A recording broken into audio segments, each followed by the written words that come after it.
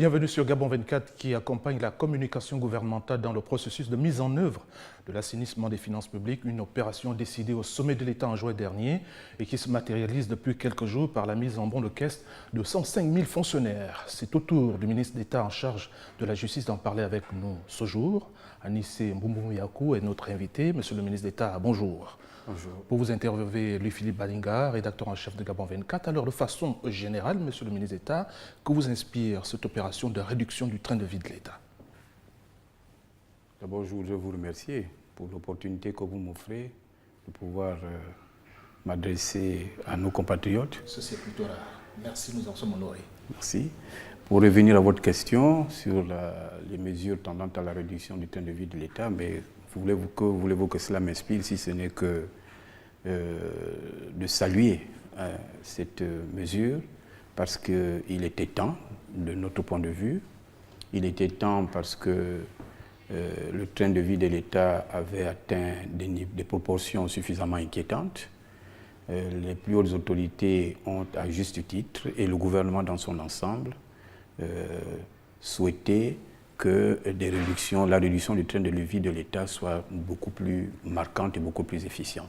Alors, comment cette opération est-elle appliquée au sein de votre département ministériel? Au sein de mon département ministériel, comme dans tous les autres départements ministériels, nous avons une feuille de route qui nous a été donnée à chacun d'entre nous. C'est celle que nous essayons d'appliquer. La mesure phare, et vous pouvez l'imaginer, concerne la réduction drastique de nos cabinets. Je peux en parler avec beaucoup de difficultés, c'est le cas de le dire. Parce que vous avez été soumis à des difficiles arbitrages. Bien sûr, bien sûr. Vous savez, on parle de 34 membres de notre cabinet réduits à 16 membres. C'est quand même une diminution drastique importante. Mais nous faisons l'effort de nous arrimer à la donne du moment et aux très hautes instructions du chef de l'État. Et nous pensons que tant que cela va dans le droit fil d'assainir les finances publiques de notre pays pour donner une meilleure image de notre système social, je crois que nous n'avons pas d'effort particulier à faire. Louis-Philippe Badinga. Oui, certainement que dans l'application de ces mesures, cela a été c'est plus facile à dire plutôt qu'à faire. Et vous êtes très actif sur le terrain de Ndindi, dans le sud du Gabon. Est-ce que vous y êtes déjà allé pour expliquer aux populations notamment? Non, pas encore, parce que le temps matériel m'a manqué. Mais je vais pouvoir bénéficier de quelques jours de repos et je les mettrai à profit pour aller expliquer aux populations de la Haute-Banio et pourquoi pas de toute la Nyanga en général, les fondements de cette décision. Et je pense que les uns et les autres comprendront la nécessité de s'arrimer à cette décision. Est-ce que, Monsieur le ministre d'État, tout en sachant que cette opération a arraché quelques critiques de vos amis d'en face, ce sont des Gabonais qui s'expriment, est-ce que vous n'avez pas peur sur le terrain politique que cette mesure gouvernementale puisse coaliser les oppositions face à vous? C'est une question importante. D'abord, je voudrais profiter de votre question pour saluer le courage du chef de l'État. Parce que ce n'était pas donné à un moment aussi crucial de la vie politique de notre pays. Parce que vous savez que dans quelques mois, nous irons aux élections législatives. Il était donc, pour certains, il était imprudent d'annoncer de telles mesures à la veille du scrutin, d'un tel scrutin aussi capital. Mais là encore, le courage du chef de l'État a prévalu et le gouvernement a suivi.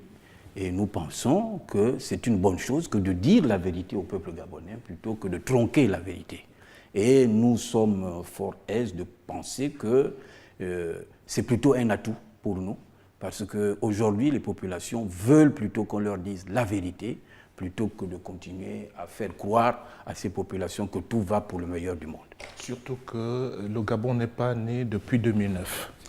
Oui, effectivement, Monsieur le ministre d'État, parmi les questions justement qui divisent l'opinion, et en particulier vos amis d'en face, comme a dit Ismaël Obianzé, c'est la question des prisons, mais surtout celle des prisonniers politiques.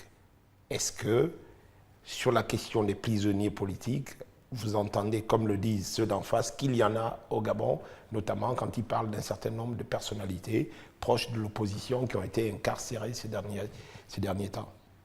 Mais je voudrais profiter de votre antenne pour dire haut et fort qu'il n'y a pas de détenus politiques au Gabon.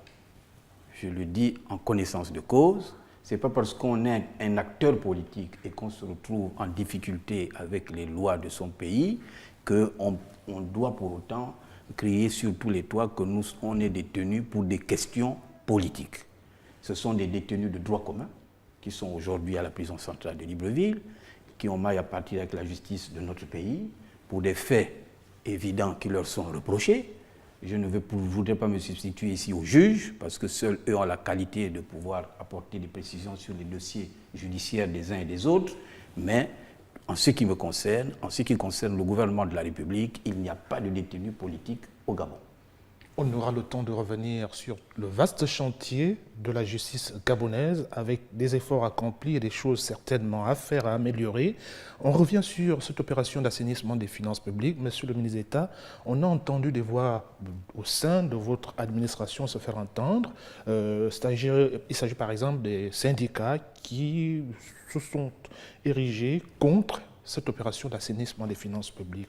Comment comprenez-vous leur prise de position ? Bon, moi je vous dis d'emblée que parfois nos compatriotes ne savent pas trop ce qu'ils veulent. On ne peut pas vouloir quelque chose et son contraire.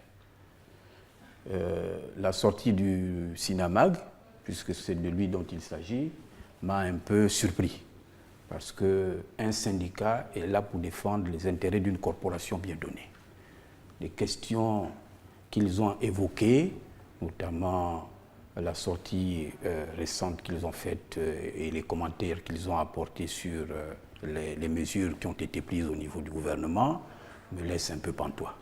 Parce que je ne peux pas comprendre que... je voudrais vous dire que j'ai discuté avec certains membres du bureau du syndicat qui apprécient notamment la mise sur banc de caisse des magistrats. Et oui, pour quelle raison ? Et je peux vous dire que nous ne sommes pas encore au terme de cette opération, mais déjà nous avons quelques retombées. Vous avez des magistrats, et je le dis à haute et intelligible voix, qui sont en position de détachement depuis plusieurs années et qui touchent indûment le salaire des magistrats. Vous avez des huissiers de justice, anciens greffiers, qui touchent depuis des années les salaires des greffiers. Tout cela, je crois, c'est fait pour assainir nos finances publiques. On ne peut pas demander à l'État d'investir au niveau du ministère de la Justice, fabriquer, comme on dit chez nous dans notre jargon, on ne fabrique pas l'argent de cette façon. Il faut pouvoir assainir les finances publiques pour pouvoir permettre de faire des économies substantielles afin de permettre à ces économies de financer un certain nombre d'investissements. Mais tant que nous n'aurons pas nettoyé ce fichier, parce que c'est là que le mal blesse, vous savez, le bas blesse, parce que la masse salariale dans notre pays a atteint des proportions suffisamment inquiétantes. Et je crois que la décision ne peut qu'être saluée, parce qu'elle va permettre au moins de connaître qui réellement travaille et qui ne travaille pas. Et je peux vous dire qu'à mon cabinet de travail, j'en reçois déjà, depuis un bon moment, plusieurs magistrats qui avaient disparu de l'arène et qui aujourd'hui, face à cette difficulté, veulent reprendre le travail, veulent reprendre du service. Donc il y a des fantômes qui hantent en ce moment vos bureaux. Absolument. Voilà, et dans les revendications du syndicat de la magistrature, il y a bien ces décisions issues du dernier conseil de la magistrature. Oui, justement, mais avant, Ismaël, vu que l'on parle du ménage possible à faire au niveau du ministère de la Justice, et parmi, on va dire, les impacts les plus importants, il y a l'école nationale de la magistrature qui va certainement être impactée vu que les concours sont fermés, mais au gré des mouvements d'humeur et des grèves, on a bien vu que la justice manque quand même d'un certain nombre de personnel. Comment allez-vous faire justement dans ce contexte de rigueur budgétaire pour pallier ce dysfonctionnement? Non, je voudrais vous rassurer à ce niveau que la justice ne manque pas de personnel. Non, c'est peut-être un redéploiement pour l'instant, qui fait défaut, mais s'il fait défaut, c'est surtout pour des questions d'ordre structurel et infrastructurel. Et je peux vous rassurer que les 3-4 dernières années, nous avons formé de nombreux magistrats. Le corps de la magistrature a formé de nombreux magistrats. C'est ce qui fait que pendant la période de trêve que nous allons subir, les 3 années à venir, nous ne serons pas du tout impactés. Parce qu'aujourd'hui, il est même question de les redéployer à l'intérieur du pays, dans les juridictions de l'intérieur du pays, parce que là-bas, parfois il en manque. C'est un audit que nous sommes en train de réaliser. Nous n'avons pas pu le faire avant la tenue du Conseil supérieur de la magistrature, mais je peux vous rassurer que plusieurs indices concordent pour dire que nous avons suffisamment de magistrats pour accomplir la mission qui est la leur actuellement. Oui, et justement, vu que vous parlez de redéploiement, les dernières nominations justement du Conseil de la magistrature ont posé problème. Il y en a qui sont allés jusqu'à dire qu'il y a des nominations qui ont été faites, soit en violation de la loi, mais surtout pour dynamiter, on va dire, les syndicats justement de la magistrature. Non, je crois que ce sont des accusations, de mon point de vue, un peu fallacieuses. Parce que le ministre que je suis n'a pas le fichier des syndiqués. Donc je ne vois pas comment je peux passer. Et moi, je vous rappelle également que les affectations et mutations des magistrats ne sont pas le fait du ministre de la Justice, mais plutôt d'un Conseil supérieur de la magistrature, où siègent des magistrats également. Donc ce n'est pas... Ce ne sont pas des affectations disciplinaires. Ce ne sont pas des affectations disciplinaires. Ce sont des affectations qui respectent les lois, les textes de loi. Et bien sûr. Voilà. Pourquoi ne voulez-vous pas que les magistrats aillent travailler dans les juridictions de l'intérieur du pays? Est-ce à dire que ceux qui travaillent actuellement à l'intérieur du pays sont comment dirais-je, moins compétents? Voilà, sont moins compétents que d'autres? Je ne pense pas. Je ne le pense pas. Nous avons besoin justement de cette compétence, de cette expertise de nos magistrats, fut-il membre du bureau d'un syndicat. Mais nous avons besoin d'eux partout, sur toute l'étendue du territoire, et partout où besoin se fera sentir. Oui, hasard de calendrier, vous le décidez au moment où le CINAMAG est en grève ou alors menace d'entrer en grève dès octobre prochain. Est-ce qu'officiellement, vous êtes saisi de cette démarche? Non, je le dis ouvertement, je n'ai jamais été saisi par le syndicat des magistrats d'une éventuelle grève en octobre. J'ai suivi leur point de presse, j'ai d'ailleurs réagi en conséquence. Et je pense qu'il n'y a pas lieu de créer une polémique autour de cela. Pour moi, le travail a repris. Et puis, en ce moment, il y a les vacances judiciaires, mais l'administration n'est pas arrêtée, elle fonctionne au niveau des tribunaux. Attendons de voir en octobre. Mais je pense que l'heure n'est plus à la polémique. Il faut se remettre au travail. Et j'appelle de mes voeux l'ensemble des magistrats pour dire trop, c'est trop. Nous n'avons pas passé toute notre vie dans les grèves, parce que le contribuable, c'est lui qui fait les frais. Oui, justement, vu que vous parlez de grève, il y a quelque temps, la grève des greffiers, justement, a impacté énormément le travail de la justice. On connaît au Gabon le problème lié à la population carcérale et vous avez d'ailleurs pris une décision, notamment celle de la nomination de greffiers ad hoc, qui, là encore, vous a valu des accusations. Avant d'arriver à cette décision, est-ce qu'on peut considérer aujourd'hui, avec une année judiciaire qui a été chahutée, qu'après la lune de fiel, c'est désormais la lune de miel entre vous et le syndicat des greffiers? Je l'espère. Parce que, de mon point de vue, il n'y a pas de raison pour que nous soyons dans une bataille qui ne dit pas son nom. C'est un syndicat qui pose des problèmes, à laquelle la tutelle doit observer un regard attentif. Pour revenir à votre question, non, je n'ai pas nommé des greffiers ad hoc. C'est la loi qui dispose qu'en cas d'empêchement des greffiers, le président du tribunal désigne des greffiers ad hoc. C'est le président du tribunal qui a présidé le tribunal spécial dans le cadre des audiences foraines que nous avons organisées au sein de la prison centrale de Libreville. C'est lui qui a désigné des greffiers ad hoc tels que la loi le prévoit. Et nous étions obligés d'organiser ces audiences foraines parce qu'il y avait urgence. Vous avez parlé de la surpopulation carcérale, oui, c'est un fait que nous vivons. Et aujourd'hui, je peux dire que la surpopulation carcérale est aussi le fait des grèves à répétition et qui n'ont pas permis justement à à ces compatriotes qui ils sont détenus dans les prisons de notre pays, de pouvoir être jugés. Donc pour nous, il était d'abord question de juger ces compatriotes, mais aussi de profiter de ces circonstances pour essayer de diminuer cette population carcérale qui commençait à devenir inquiétante. Vous avez pris un gros risque à aller organiser des audiences foraines dans les franchises des prisons. Est-ce que ça respecte les textes? Est-ce que c'est dit dans les textes? Oui, les textes ne disent pas, ne précisent pas spécifiquement les lieux où doivent être organisées les audiences foraines. L'essentiel, c'est que le siège du tribunal soit délocalisé. Et je crois que ce sont des professionnels du droit qui ont organisé. Mon ministre que je suis ne fait que donner l'idée, mais la mise en œuvre, la mise en musique, l'a été faite par les magistrats, donc des praticiens du droit.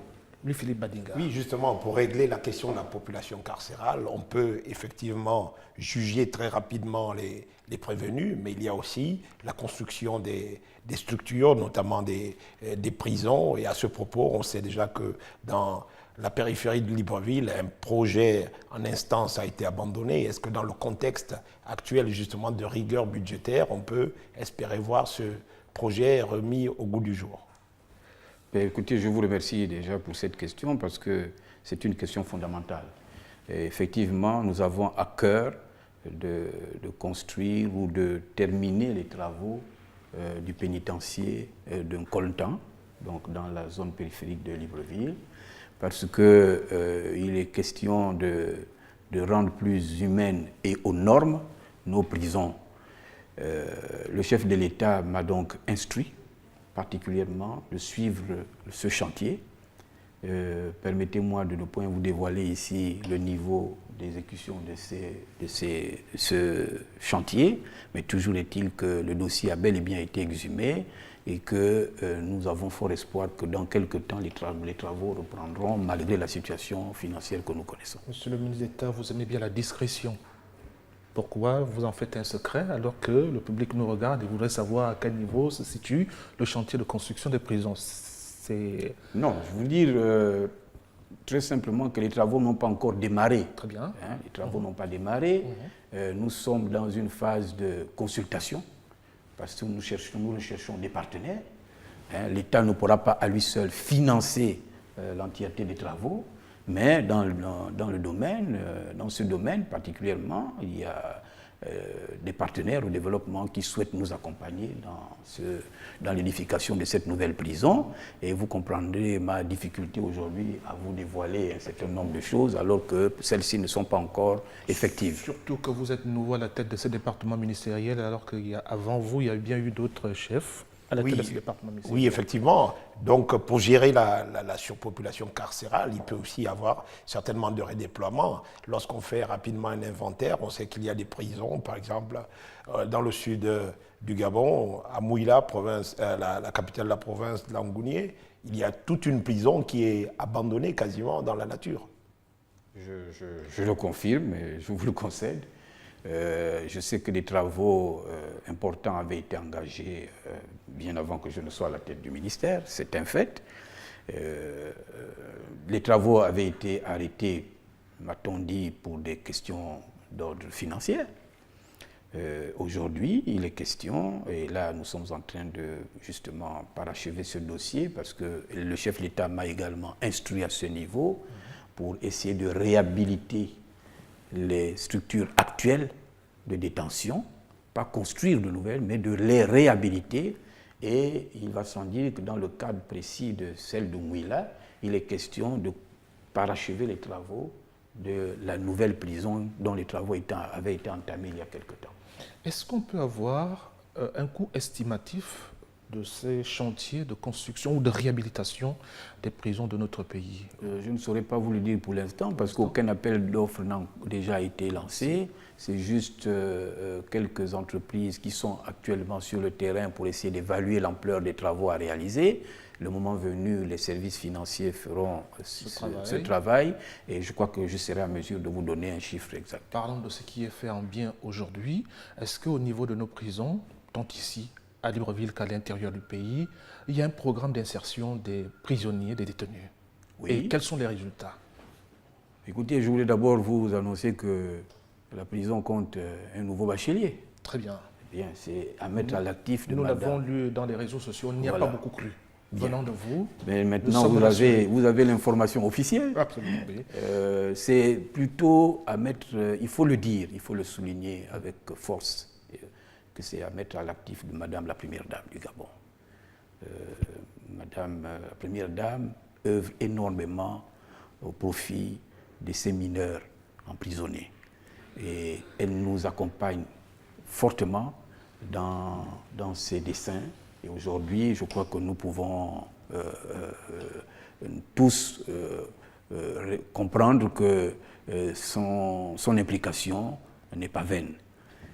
Il y a également des projets dans ce sens. Nous sommes en train de discuter avec les services de l'ASCG.